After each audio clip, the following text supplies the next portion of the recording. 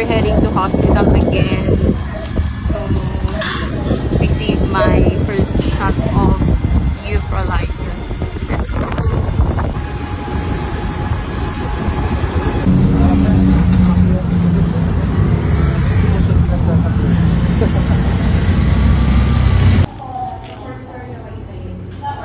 Ay, ano-ano mo lang ako.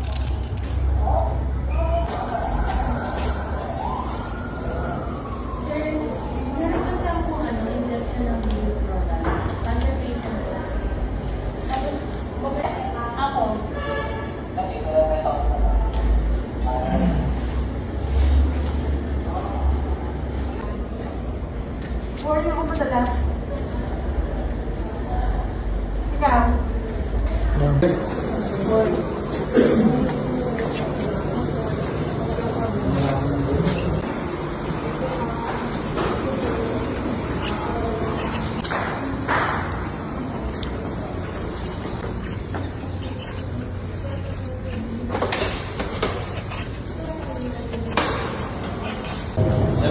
Sa iyan na.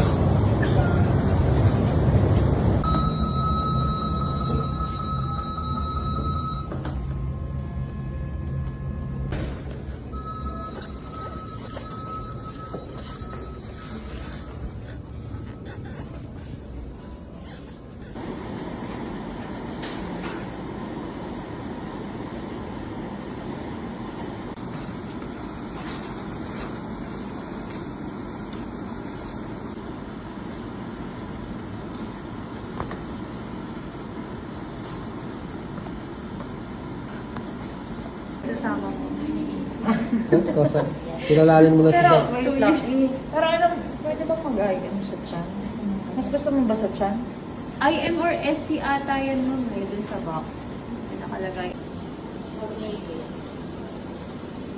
Hindi nag-reply si Dr. Achua dun sa ano mo? Hindi.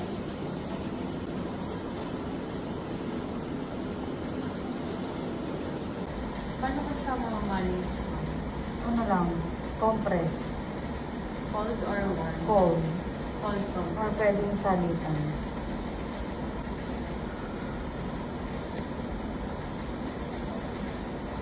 Kanina ka bang muna ramdaman mo? Hindi, may nalang siguro. Kaya, kaya muna tayo saglit. Tatawagin pa natin. Tingin ka. Ano ko po ng food na yan? Tapos dito ko nalagay. Tapos na yung injection ko today mga sis, and nakauwi na rin kami ng bahay. Nakapagpahinga na rin ako.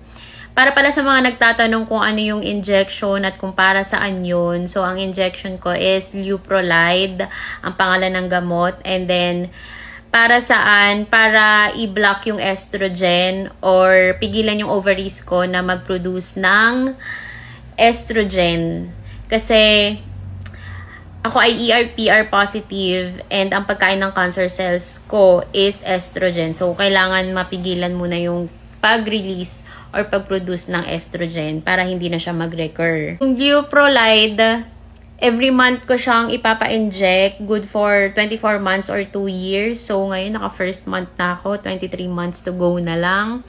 Then, kasabay siya ng hormonal therapy ko na tamoxifen. Pero yung tamoxifen kasi, daily ko yun iniinom oral. Good for 5 to 10 years naman yun. So, ang side effect noon is, hindi ako magkaka-mens muna. Pero dahil ako ay bata pa, temporary menopause. Kasi bata pa ako, may chance pa na bumalik pa siya after ng maintenance ko.